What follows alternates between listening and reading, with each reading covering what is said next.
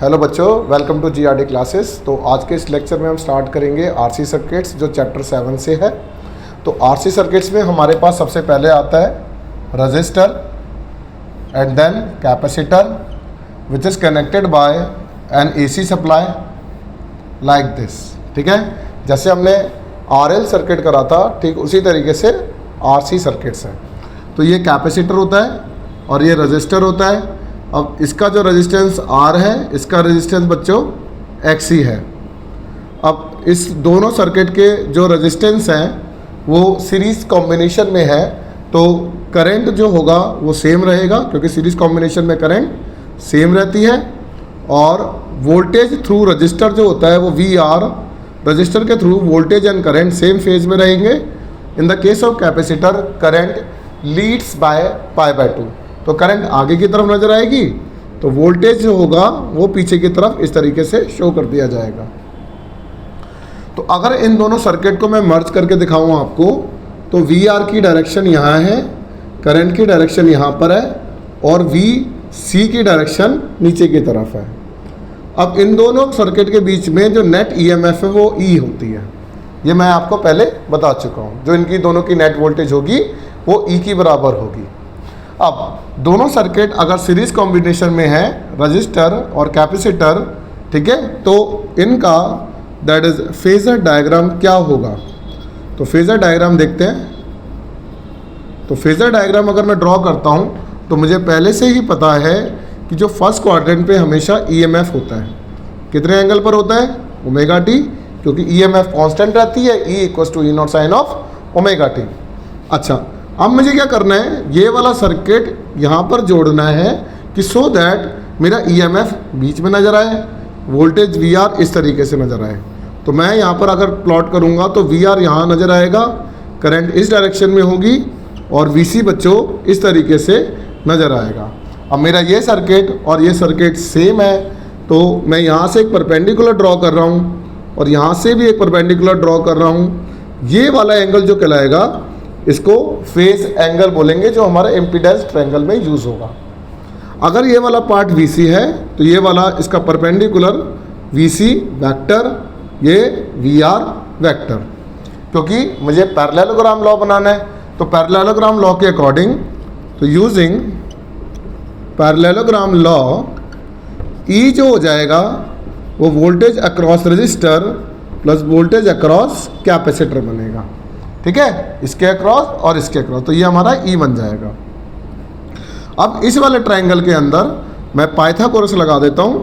तो using Pythagoras theorem, तो अब हमारे पास यहां पर नजर आएगा that is E² V of R का स्क्वायर V ऑफ C का स्क्वायर। अब V ऑफ R जो होगा वो I × R होगा। तो voltage across register V of R that is I × R का स्क्वायर, यहाँ पर हो जाएगा I × XC का होल स्क्वायर। अब आपने I² बाहर निकाल दिया, R² प्लस ऑफ XC का स्क्वायर हो जाएगा। अब ये E² है, तो E/I जो होगा वो अंडर द रूट हो जाएगा R² प्लस ऑफ XC का square. And you know that E/I की जो रेशियो बनेगी वो इम्पीडेंस कहलाता है, क्योंकि दो अप्लायंस अगर इकट्ठे AC सप्लाई के साथ लगे हैं तो उनकी जो कॉम्बाइंड रेजिस्टेंस होगी वो इम्पीडेंस कहलाएगी, दैट इज Z, और ये हो जाएगा under the root of R² plus of XC का होल स्क्वायर। तो Z which is impedance of RC circuit, तो Z जो हो जाएगा अंडर द रूट ऑफ, और क्या लिख सकते हैं, R² प्लस XC को 1/ωc लिख सकते हैं, ठीक है, का whole square. And omega that is 1/2π frequency C बन जाएगा, का होल स्क्वायर हो जाएगा।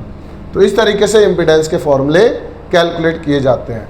अब इसके बाद करंट कितनी फ्लो हो रही है, तो जो बच्चों करंट होगी वो I होगी, वो E/Z के बराबर बन जाएगा। अगर नेट करंट पूछी जाए तो वो आप यहाँ से निकाल सकते हैं, 1/2π फ्रिक्वेंसी C का होल स्क्वायर बन जाएगा। तो यहाँ से आपकी करंट आ जाएगी। अब बोलता है इम्पीडेंस ट्रायंगल और फेज एंगल भी निकाल दीजिए। तो इम्पीडेंस ट्रायंगल और फेज एंगल जब निकालेंगे तो इम्पीडेंस ट्रायंगल में ये सारा ट्रायंगल हम बाहर की तरफ निकाल देते हैं। तो इम्पीडेंस ट्रायंगल जो होगा बच्चों, ये हमारे पास वी आर है, ये हमारे पास आई है, ये हमारे पास ई एम एफ है और ये हमारे पास वी सी है। ये वाला एंगल फाई हो जाएगा। तो this is called impedance triangle बन गया। अब इसका tan फाई निकाल लो, वो हमारा फेज एंगल होगा, दैट इज फेज एंगल।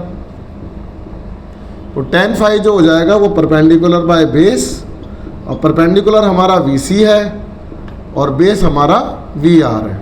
अगर हम इसको और सॉल्व करेंगे, V जो होता है वो I इंटू XC हो जाएगा और ये I इंटू R बन जाएगा, I से I कैंसिल आउट हो जाएगा और tan फाई जो बन जाएगा आपका बच्चों, that is XC by R हो गया, 1/2 pi frequency C by R बन जाएगा। This is called tan phi.